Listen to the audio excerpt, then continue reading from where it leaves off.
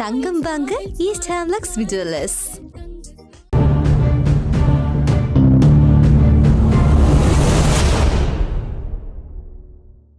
வணக்கம். மற்றொரு உண்மை நலசு நிகழ்ச்சியோடு இணைந்திருக்கிறோம். பிரதமர் மோடியின் இலங்கை விஜயமானது அதானி தமிழக மீனவர்கள் பிரச்சினை பற்றி விவாதிக்கப்படுமா என்ற மிகப்பெரிய கேள்விகளோடு பயணித்துக் கொண்டிருக்கிறது.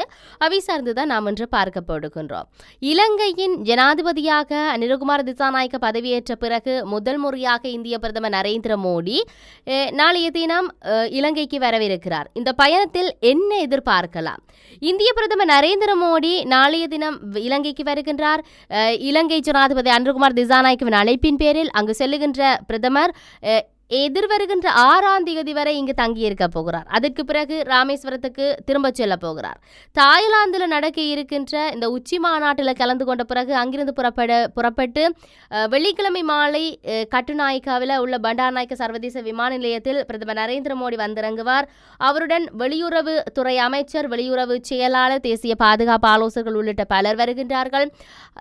5ஆம் தேதி கொழும்பு நகரில் உள்ள சுதந்திர சதுக்கத்தில் பிரதமர் நரேந்திர மோடிக்கு அரசு வரவேற்பு அளிக்கப்படுகிறது. இதில் இலங்கை ஜனாதிபதி, பிரதமர், மூத்த அமைச்சர்கள் வந்து இதில் பங்கேற்க இருக்கிறார்கள்.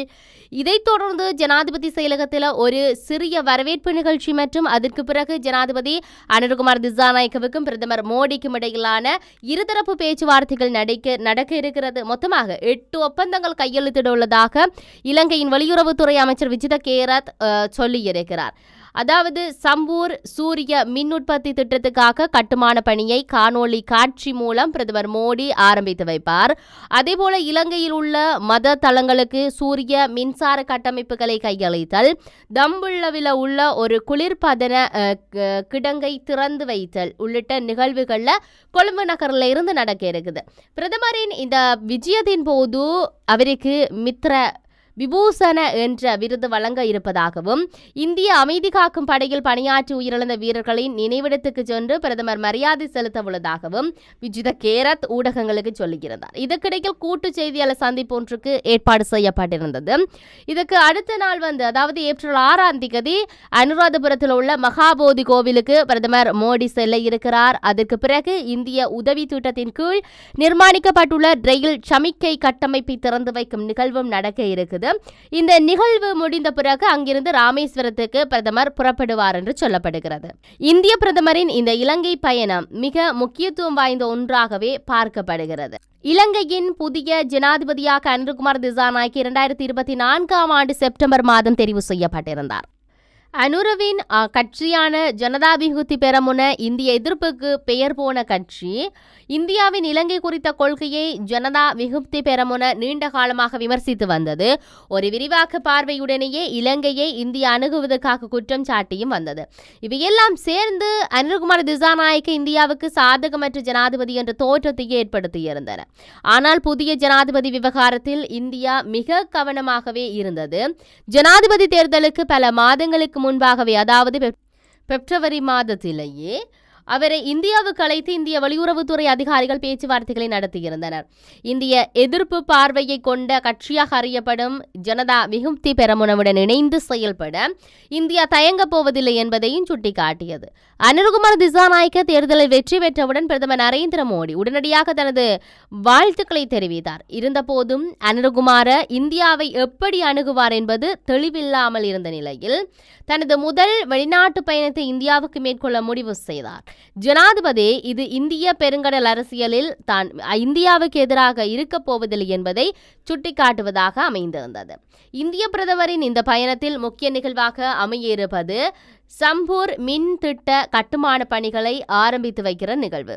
திருகோணமலையில் உள்ள சம்பூர் அமையவிருக்கின்ற மின் இந்த திட்டம் பல ஆண்டுகளாக பேசப்பட்டு வரும் ஒரு மின் திட்டம். 2006ஆம் ஆண்டில் 500 மெகாவாட்ஸ் உற்பத்தி திறனுடன் சம்பூரில் ஓர் அனல் மின் நிலையம் இந்திய ஒத்துழைப்புடன் அமைக்கப்படும் என அறிவிக்கப்பட்டது. ஆனால் அதற்கு அடுத்த கட்ட ஒப்பந்தங்கள் இலங்கை அரசு, இலங்கை மின்சார சபை, இந்தியாவின் தேசிய அனல் மின் கழக ஆகியவற்றுக்கிடையிலேயே 2013 தான் கையெழுத்தாகியிருந்தன. பிறகு 2016 அனல் மின் நிலையத்துக்கு பதிலாக எரிவாயுவில் இயங்கும் மின் நிலையமாக இது உருவாக்கப்படும் என அறிவிக்கப்பட்டது.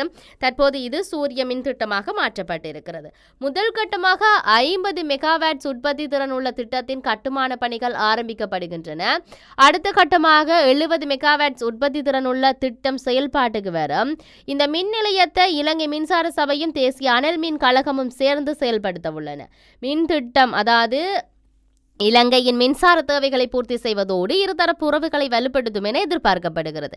மார்ச் 28ஆம் தேதியன்று டெல்லியில் செய்தியாளர்களிடம் பேசிய வெளியுறவுத்துறை செயலாளர் சொல்லியிருந்தார், இரு நாடுகளுக்கும் இடையிலான இருதரப்பு ஒத்துழைப்புல இந்த திட்டம் மிக முக்கியமான ஒரு மைல்கல் என தெரிவித்திருந்தார்.